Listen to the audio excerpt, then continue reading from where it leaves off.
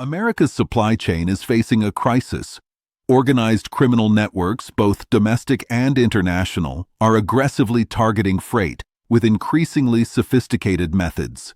In 2024 alone, over 3,700 cargo theft incidents were reported, up 26% from the prior year, with actual losses likely exceeding $1 billion. Criminals exploit the very technologies designed to improve logistics. Freight platforms, digital load boards, and even the FMCSA's own carrier databases, weaponizing them for deception, diversion, and theft. Trucking companies must now treat cargo security not as a secondary concern, but as a frontline operational priority. The most alarming trend is the rise of strategic theft, in which criminals impersonate legitimate brokers, shippers, or carriers to intercept freight or payments. Often, neither the victim nor the authorities realize a theft has occurred until days or weeks later. These schemes use fake documents, spoofed emails, and hijacked FMCSA credentials. In 2020, strategic theft made up 8% of incidents.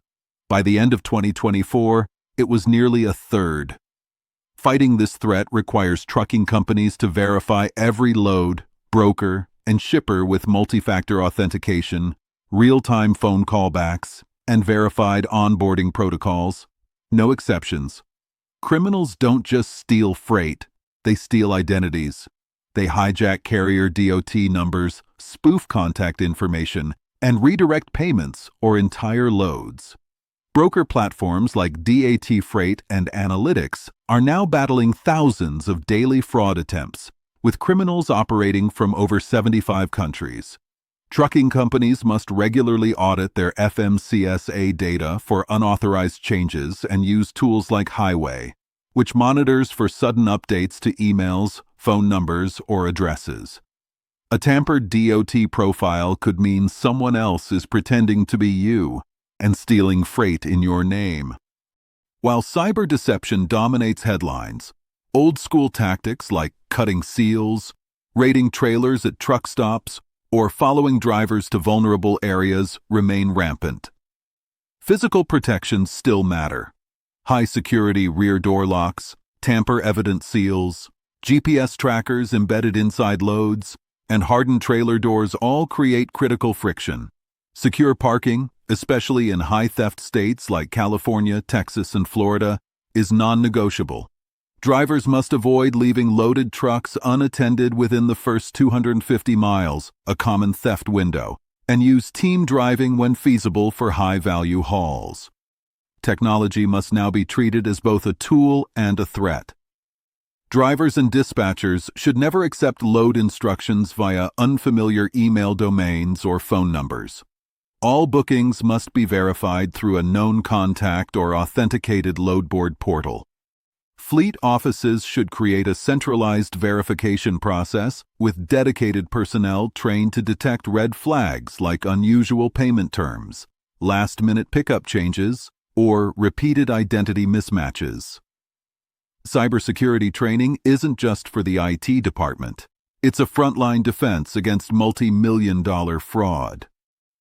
Drivers are often the last line of defense, and their awareness can make or break a load. They must be trained to recognize tailing vehicles, social engineering attempts at rest stops, or suspicious requests for rerouting.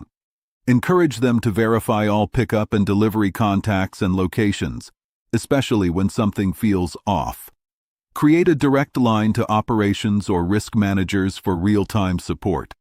Empowered drivers who feel supported are more likely to report red flags before damage is done. Membership in industry crime intelligence groups like CargoNet or Overhaul can provide real-time alerts, blacklisted carrier information, and active threat briefings.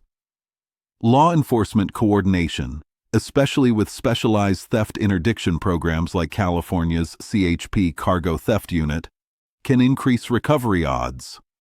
Brokers and carriers should also collaborate on sharing incident reports, even when no police case is opened. Every shared data point builds a stronger collective defense against a common enemy that is far more organized than many realize. The scale and coordination of this crisis now demands government-level response. From the proposed Combating Organized Retail Crime Act to bipartisan efforts to empower the FMCSA with greater fraud prevention authority, fleets must actively support reform efforts. Pushing for tighter registration security, stiffer penalties for identity fraud, and better interagency coordination is no longer optional. The supply chain's integrity is at stake, and without collective action from public and private sectors alike, criminals will continue exploiting the cracks in the system.